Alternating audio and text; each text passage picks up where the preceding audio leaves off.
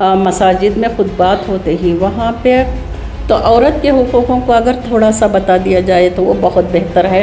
تو یہ مساجد کی ذمہ داری ہے اور ہمارے رہنماؤں کی بڑی ذمہ داری ہے کہ اس ٹوٹتے بکھرتے گھروں کو بچانے کی 100% رہنمائی کا فقدان ہی ہے۔ اب ہمارے جو مساجد میں خطبات ہوتے ہی وہاں پہ تھوڑے وقت کے لیے 2-4 منٹ کے لیے بھی عورت کے حقوق اور شوہر حقوق اور فرائض کے بارے میں بات کی جائے۔ وہاں پہ صرف یہ بتا دیا جاتا ہے کہ مردوں کے یہ حقوق ہے، مردوں کے یہ، لیکن عورتوں کے حقوق بتایا نہیں جاتا۔ وہاں پہ عورتوں کی بھی، یعنی ایک ماں بھی ایک عورت ہوتی ہے، بہن بھی ایک عورت ہوتی ہے، بیوی بھی ایک عورت ہوتی ہے۔ تو عورت کے حقوقوں کو اگر تھوڑا سا بتا دیا جائے تو وہ بہت بہتر ہے۔ اور میں تو ہمیشہ کسی بھی پلیٹ فارم پہ میں ہمیشہ یہ کہتی ہوں کہ پری میرج ول کاؤنسلنگ، میرج ول کاؤنسلنگ کی بہت زیادہ ضرورت ہے، یعنی شادی سے پہلے کی کاؤنسلنگ۔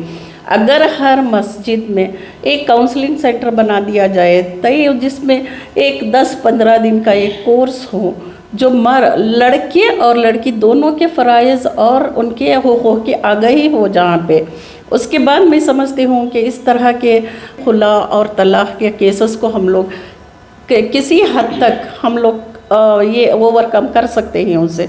تو یہ مساجد کی ذمہ داری ہے اور ہمارے رہنماؤں کی بڑی ذمہ داری ہے کہ اس ٹوٹتے بکھرتے گھروں کو بچانے کی۔ تو یہ شادی سے پہلے کی جو کاؤنسلنگ ہے یہ صرف مساجد ہی بڑے بہترین ڈھنگ سے اسے کر سکتے ہیں، کیونکہ دفتر ہر مسجد سے ہی جاتا ہے۔ دفتر جانا ہی شادی کی رجسٹریشن ہے۔